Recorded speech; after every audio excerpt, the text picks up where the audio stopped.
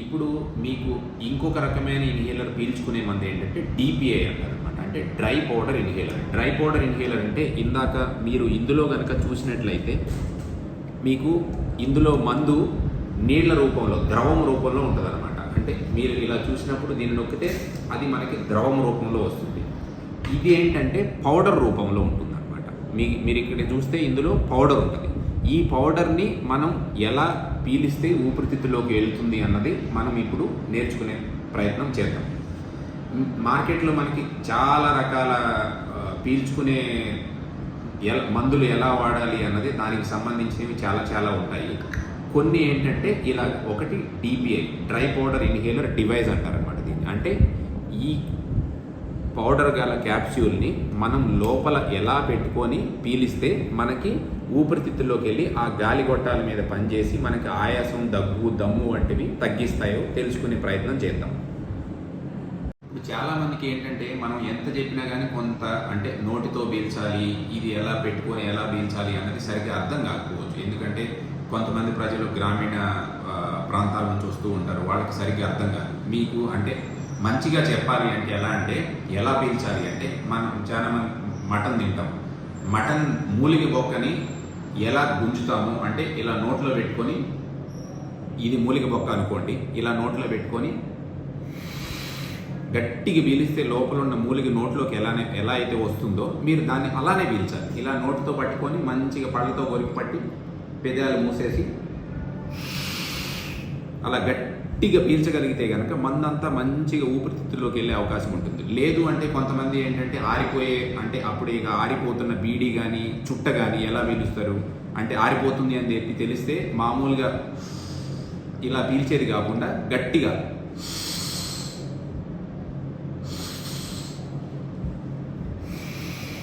ఇలా పీలుస్తుంటారు. కాబట్టి అలా మంచిగా ఇలా పట్టుకొని అంటే ఇలా ఇదిగో దీన్ని పట్టుకోవాలంటే మీరు కావాలంటే సిగరెట్ లాగా, బీడీ లాగా కూడా పట్టుకోవచ్చు.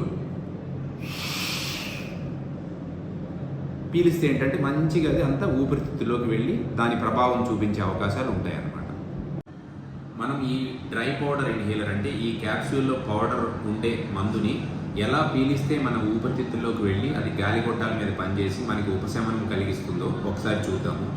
మనకి బయట మార్కెట్లో, మెడికల్ షాపుల్లో చాలా రకాల పీల్చుకునే ఈ డ్రై పౌడర్ ఇన్హేలర్ని పీల్చే పరికరాలు ఉంటాయి.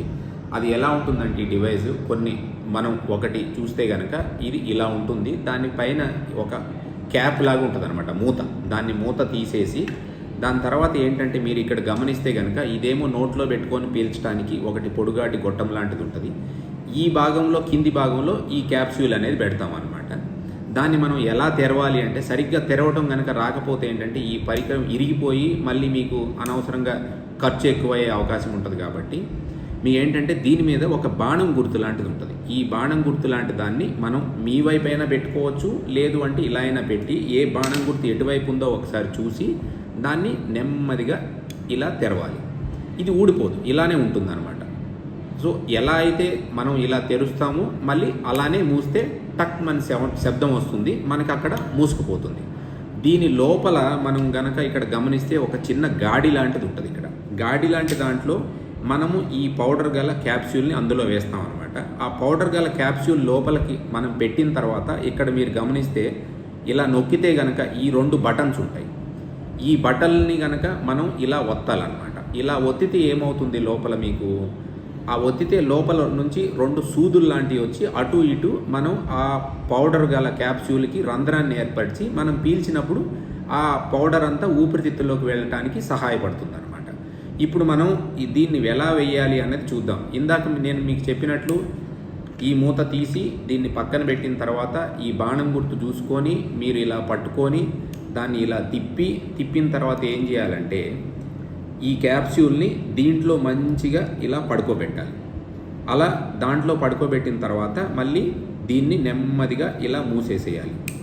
మీకు అక్కడ టక్ మని శబ్దం వస్తుంది. అప్పుడు దీన్ని మీరు ఇలా పట్టుకొని ఇందాక నేను చెప్పినట్టు ఈ 2 బటన్లని ఒకేసారి ఒత్తాలి.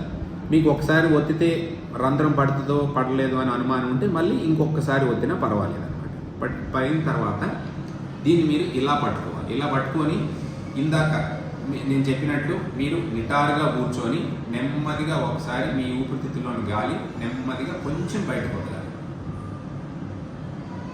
బయటకు వదిలిన తర్వాత నిటారుగా కూర్చొని, ఇది మీకు పట్టుకొని పీల్చడానికి ఉపయోగపడేది. దీన్ని ఇలా నోట్లో పెట్టుకొని పళ్ళతో కొరికి పట్టి, దాని తర్వాత దీని చుట్టూ పెదాలతో మూసేసి మంచిగా ఇలా నిటారుగా కూర్చొని ఇలా పెట్టుకొని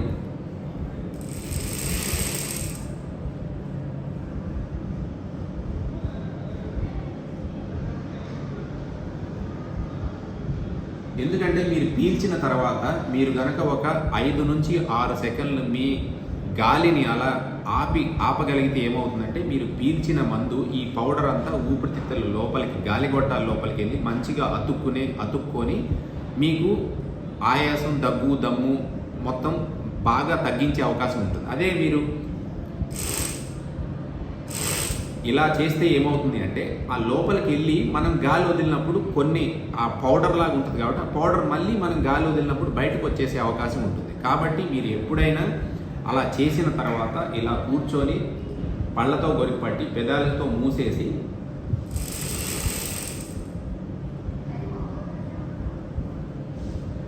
ఒక 4 నుంచి 5 సెకండ్లు మంచిగా, లేదంటే ఒక 5 నుంచి 6 సెకండ్లు ఊపిరిని బాగా ఆపగలిగితే కనుక ఈ మందు ఊపిరితిత్తుల్లోని గాలిగొట్టంలోకి వెళ్ళి బాగా మంచి ప్రభావం చూపించే అవకాశం ఉంటుంది. ఇప్పుడు మనం ఇన్హేలర్ పీల్చాలి అంటే ఇది ఏమైనా అంటే పౌడర్ లాంటి మందు పీల్చాలన్నా, లేదంటే నీళ్ల లాంటి మందు పీల్చాలన్నా, ఇంకొకటి సింక్రో బ్రెత్ అంటారు, ఇది పీల్చాలన్నా కానీ చాలామందికి ఏంటంటే అవగాహన సరిగ్గా లేకపోతే ఏం చేసుకుంటారంటే ఇలా నోట్లో పెట్టుకొని ముక్కుతో పీలుస్తూ ఉంటారు. ముక్కుతో ఎట్టి పరిస్థితుల్లోనూ పీల్చకూడదు. ఎప్పుడైనా కానీ ఏ రకమైన మందైనా కానీ ఇలా నోట్లో పెట్టుకున్న తర్వాత పళ్ళతో కొరికిపట్టి పెదాలు మూసేసి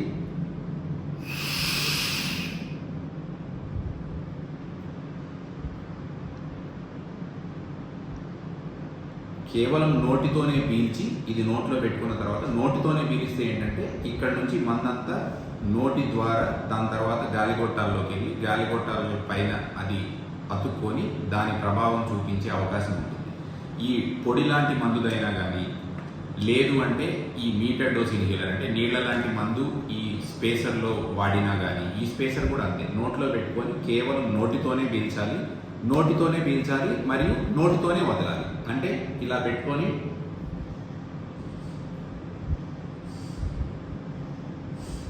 నోటితోనే పీల్చాలి, నోటితోనే వదలాలి. ఇది కూడా పీల్చేటప్పుడు కేవలం మీరు నోటితోనే పీల్చాలి.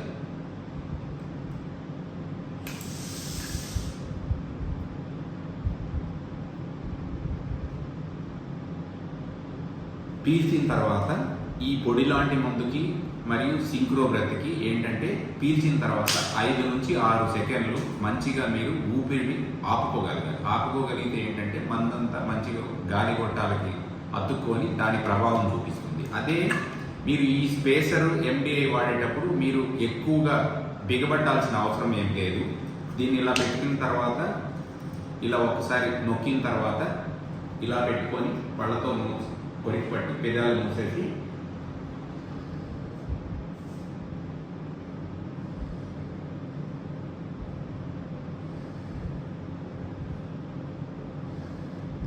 అలా లోతుగా పీల్చి, నోటితో లోతుగా పీల్చి మళ్ళీ అలానే వదులుతూ ఉంటే ఏంటంటే ఈ మందు లోపలికి వెళ్ళిపోయి ఊపిరితిత్తుల్లోని గాలిగొట్టగాల్లోకి అతుక్కొని దాని ప్రభావం చూపిస్తుంది.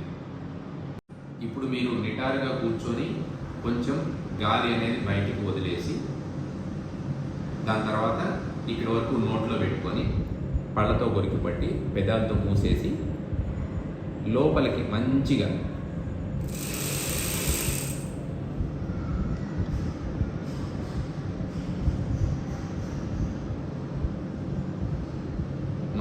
గాలి వదిలిన తర్వాత ఇప్పుడు మీకు కావాలంటే చూస్తే ఎలా ఉంటుందంటే, ఇందాక మీరు అక్కడ పెట్టిన తర్వాత ఇందాక పౌడర్ ఉంది, ఇప్పుడు మీరు చూస్తే ఈ పౌడర్ అంతా అయిపోయింది. పౌడర్ అంతా మంచిగా గాలిగొట్టాల్లోకి వెళ్ళి ఊపిరితిత్తుల్లోని గాలిగొట్టాల్లోకి వెళ్ళి దాని ప్రభావం చూపించే అవకాశం ఉంటుందన్నమాట. ఇప్పుడు అంటే ఈ పరికరం, ఈ పౌడర్ లాంటి మందు పీల్చే పరికరం లాంటిది ఏంటి అంటే, ఇది ఇప్పుడు మీరు ఎన్ని రోజులకి ఒకసారి దీన్ని కడుక్కోవాలి, ఎలా దీన్ని చూసుకోవాలి అన్నది కూడా ముఖ్యం అన్నమాట. ఎందుకంటే చాలా రోజులు వాడిన తర్వాత అప్పుడప్పుడు ఏమవుతుంది, మీకు చెప్పినట్టు దీన్ని కనుక గమనిస్తే ఈ క్యాప్సూల్ పెట్టడానికి ఇక్కడ ఒక గాడి లాంటి ప్రదేశం ఉంటుంది దాన్ని పడుకోబెట్టడానికి. మరియు ఈ 2 బటన్లను నొక్కితే ఏమవుతుందంటే పక్క నుంచి ఈ సూదులు వస్తాయి కాబట్టి ఈ సూదులను కూడా చూసుకుంటున్నారు మీరు. 2 సూదులు ఉన్నాయా లేవా. అప్పుడప్పుడు ఏమవుతుందంటే కొన్నిసార్లు అంటే కొత్త పరికరాల్లో కానీ కొన్ని వాడిన తర్వాత కానీ ఏమవుతుందంటే ఈ సూది ఒకటే ఉంటుంది. గమనిస్తే ఆ సూది ఒకటే ఉండటం వల్ల ఏమవుతుందంటే ఒక సైడే మీకు ఒకవైపే మీకు ఆ రంధ్రం పడి సరిగ్గా మందు వెళ్ళదు అన్నమాట. అది మీరు చూసుకుంటూ ఉండాలి. దాంతోపాటు కొన్ని రోజులు వాడిన తర్వాత ఏమైందంటే మన నోట్లోని లాలాజలం కూడా ఉమ్మి కూడా దీంట్లోకి వెళ్తూ ఉంటుంది. కాబట్టి ఇక్కడ కనుక మీరు గమనిస్తే ఇక్కడ మెష్ లాంటిది చిన్న కిటికీ లాంటిది ఉంటుంది అనమాట. ఇక్కడ చిన్నవి ఉన్నాయి. వీటిలో ఆ లాలాజలము ఈ పౌడరు అతుక్కుపోయి కొన్ని రోజులకి ఈ కిటికీ లాంటి ప్రదేశం కూడా మూసుకుపోతుంది అనమాట. మూసుకుపోయినట్టు అయితే ఏమవుతుంది అంటే మీరు పీల్చిన అప్పుడు మందు సరిగ్గా ఊపిరితిత్తులోకి వెళ్ళదు, మళ్ళీ ఇక్కడే అతుక్కుంటూ ఉంటుంది. కాబట్టి మీరు కొన్ని రోజులకు ఒకసారి అంటే ఒక 10-15 రోజులకు ఒకసారి ఈ కిటికీకి ఈ గదులన్నీ మంచిగా ఉన్నాయా లేవా, లేకపోతే కనుక ఎక్కడైనా పౌడర్ లాగా పట్టేస్తే చిన్న సూది లాంటిది తీసుకొని ఇట్లా పొడిస్తే అదంతా మంచిగా నీట్గా క్లీన్ అయిపోతుంది. దాని తర్వాత ఏంటంటే దీన్ని మరీ అట్లా ఏమైనా అవసరం అయితే కనుక దీన్ని ఒక నీళ్ళ ట్యాప్ కింద ఏమైనా దాంట్లో పెట్టి లేదంటే ఒక చిన్న మగ్గులో నీళ్లు తీసుకొని లోపల పెట్టి ఇలా ఊపి గాలికి ఆరబెట్టాలి. అంతేగాని లోపల ఉంది కదా అని చెప్పి ఏమన్నా బట్ట పెట్టి తొడవటం కానీ అటువంటిది చేయొద్దు. ఇది వీటికి మీరు పీల్చుకునే మందులు వాడటం ఎంత ముఖ్యమో పరికరం బాగా పనిచేస్తుందా లేదా, ఇది మంచిగా ఉందా లేదా, ఇవన్నీ కూడా చాలా ముఖ్యం అన్నమాట. మీరు ఇప్పుడు కనుక చూసుకుంటే ఏ రకమైన మందు అయినా కానీ అంటే పౌడర్ రూపంలో ఉన్న మందు, పొడి రూపంలో ఉన్న మందు అయినా కానీ లేదంటే నీళ్ల రూపంలో ఉన్న మందు అంటే MDI అయినా కానీ లేదు అంటే ఇందాక మీకు చూపించిన సింక్రోబ్రెత్ లాంటిది కానీ ఏ రకమైన మందు మీరు పీల్చుకున్న తర్వాత కొంత మోతాదులో మందు అనేది నోటి లోపల అంటే నాలుగు పైన కింద కొంచెము అతుక్కుపోతుంది అన్నమాట. కొంచెం పౌడర్ కానీ లేదంటే ఈ మందు కానీ.